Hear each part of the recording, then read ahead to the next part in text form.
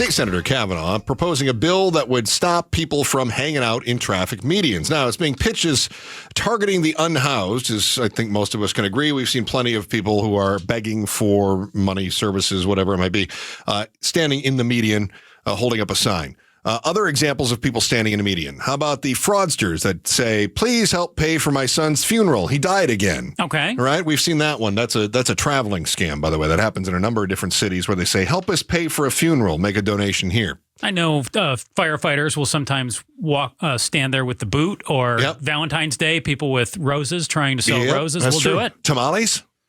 No tamale sales in the mornings in the medians? Not in the medians, No, apparently. because they have the decency to get out of the way. They set up the truck a little further down. You know what? Just get out of the median. And I understand that the firefighter's not going to be able to take the boot out there one day a year. Okay. How about the sidewalk? Go to the sidewalk. Go to the sidewalk. But there is opposition to this. They said, you're criminalizing homelessness. And I think in many cases, the people who oppose this are opposing the philosophy of it, not necessarily the practical matter of it all. They're saying, don't treat people who are, unhoused differently than others. They have an equal right to access all the different parts of the public spaces. But I'm fine with that. I don't want to treat you any differently. I want to say nobody should be in the median, regardless of whether you have a home or not. Barry Markson is our KTAR legal analyst. He joins us now.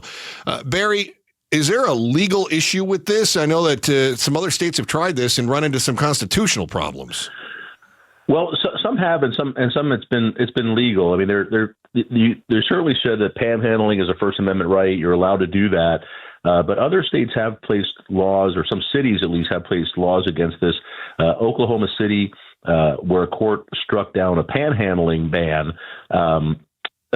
they do allow people into the median.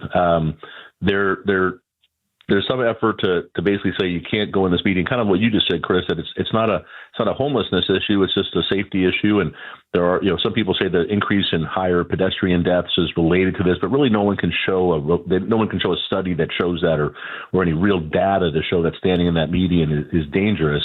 But there are more laws coming through. Most of these bans, including the one here in Arizona, are following one that they did initially in Sandy City, Utah. And a federal court of appeals upheld that law in 2019, and the U.S. Supreme Court didn't take it up. And that law says it's illegal for anyone to sit or stand in any unpaved median or a median of less than 36 inches for any period of time. So the courts have found that to be legal. There's other appellate divisions that haven't found that. So there's a divide. I mean, it's kind of gone both ways in the courts, depending on the state and depending on which federal circuit you're in. Barry, the opposition to this bill have called this a solution in search of a problem because of what you just mentioned, that there's really no evidence, there's no data showing that there's an increase in pedestrian deaths, or that there are even any pedestrian deaths related to someone hanging out in the median. So is that a better place to start? I mean, if Senator Kavanaugh's bill gets knocked down again by the governor, should he start trying to commission a survey to find out if there's an actual threat? Well, yeah, and that's, it's funny whenever we see bills like this, sometimes it's always kind of a solution in search of a problem. We all see this issue. I mean, I've seen it, and again, this is anecdotal, but I've been driving, you see someone waves $1 out of their window in the third lane away from the median, and these guys jump off the median and run out in the middle of traffic. Yep. And the traffic stopped at that moment, but then the light turns green and they're still out there. So, you can see where the danger is. Has that resulted in anybody being actually run over or killed or injured? I don't know. And that's the issue that Kavanaugh has. So, yeah, I mean, I think a study might be helpful in that respect.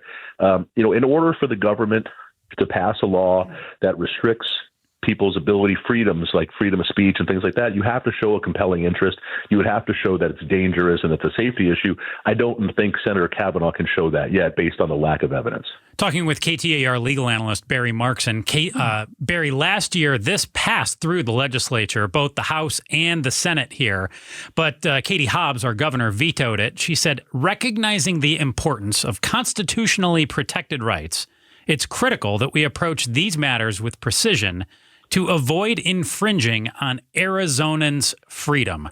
Can you decode that for me? Do I have some sort of constitutionally protected right to stand in the median? Or do you feel like she was just trying to avoid a fight here where we she wanted to really stand up for the unhoused? Yeah, well, it can be both. I mean, I do think that there's a First Amendment right to panhandle. That's been upheld by the court. You have a right to stand on the sidewalk. You have a right to be in a public place, and the median would be considered a public place. Where the government can make a law saying you can't do that, it has to show, again, some sort of a compelling interest or a safety and health issue. And if it can do that, in other words, you can't walk around in the middle of a busy thoroughfare. Here, I'll give you an example. In Arizona, there's a state law that makes it illegal to stand or walk along an on-ramp or off-ramp, or to walk along the side of the freeway. You can't do that. That's against the law. So, and if you stand on an off-ramp or an on-ramp and try to do this panhandling thing, that violates the state law, because there have been an indication that's more dangerous. This seems consistent with that, but freeways are more dangerous than streets, and that would be the interest there. So I think that's what the governor was saying, but frankly, Joe, I think you're right. I think she also was trying to protect, as you're saying, the rights of the unhoused. So is the way around this for Senator Kavanaugh then to try to take it to the ballot, get it to be a proposition, let the people vote on it? I don't.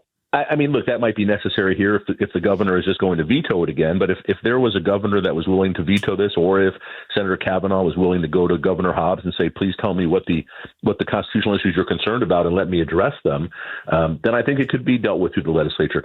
I think in Arizona we sometimes tend to we go to the people too often. Last ballot, remember, was 2 full pages front and back. Yeah.